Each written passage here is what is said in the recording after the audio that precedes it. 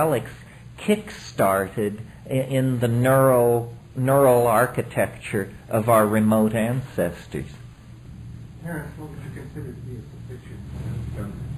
5 dried grams of Stropharia cubensis. And what I would urge you to do is, if you think you're a sophisticate, buy a scale and weigh the dose that you've been calling good enough. It may stand your hair on end, because there are a lot of people running around who think they know what the psychedelic experience is about, who have only scuffed their feet on the doorstop, haven't even entered into the atrium, let alone explored the cellar, the attic, and the basement of these places. Are there any legal plants that you are aware of that contain DMT?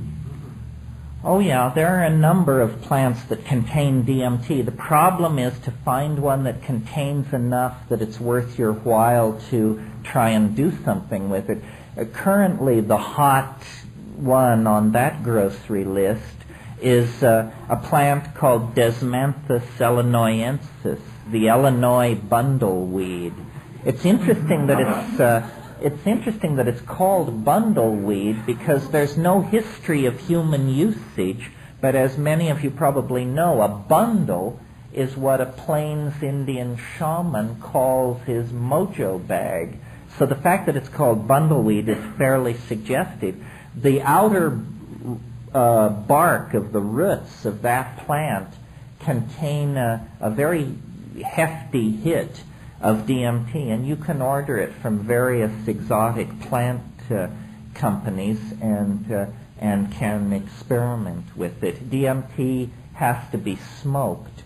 If you take it orally, it will be destroyed by an enzyme in your intestines, so it has to be smoked in most situations.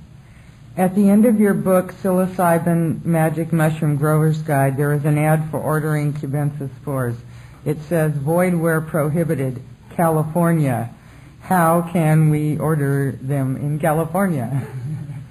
Well, I guess you have to have a friend with a post office box out of California. If you're wondering why California is the only state in the union that has made psilocybin spores illegal, because you see the spores contain no psilocybin. It isn't illegal because it contains psilocybin. It's illegal because you can grow mushrooms from it. It's because there was a clown a few years ago, maybe he's still around, this guy Ken Matty, and he was defeated in the Republican primary for governor a few years ago. He was defeated because he admitted that he, years ago, had had a puff of marijuana. And so after his defeat in the Republican primary, he went to his staff and said, I've got to get some anti-drug legislation associated with my name. See what you can come up with.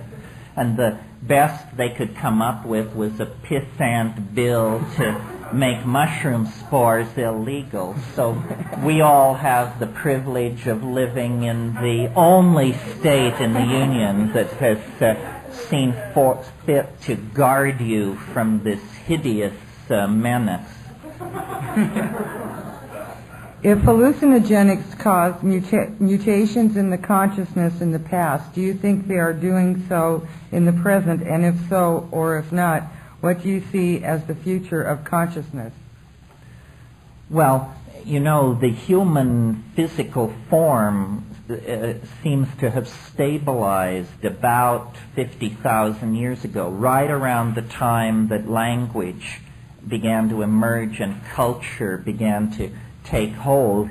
And it's thought that once you possess language and culture, then mutation is transferred into the cultural domain. That's why we haven't changed physically very much in the last 50,000 years, but our cultural changes have just been lightning fast. I mean, we have fashions which don't even last 6 months before we move on to the next one.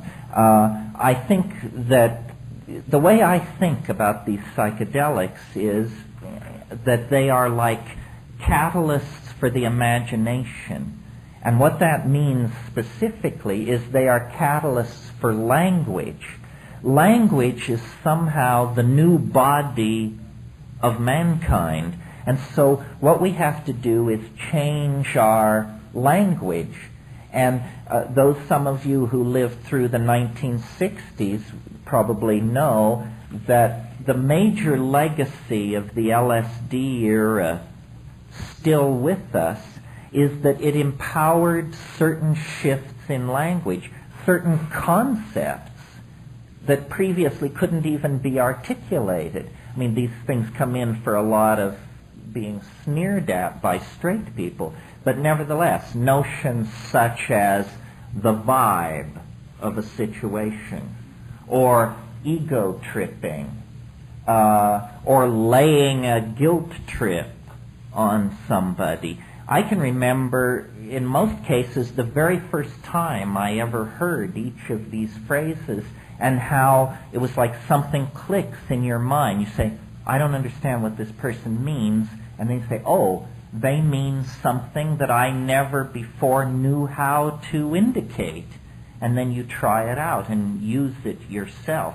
We cannot evolve any faster than we evolve our language, because you cannot go to places that you cannot describe. So somehow the description comes first. The compass needle must be set on a linguistic goal, and then the culture can be steered in that direction. And I think that part of the way I see my book is I'm introducing new linguistic models for reality and human evolution. And if they are good models, I believe ideas are just like animals.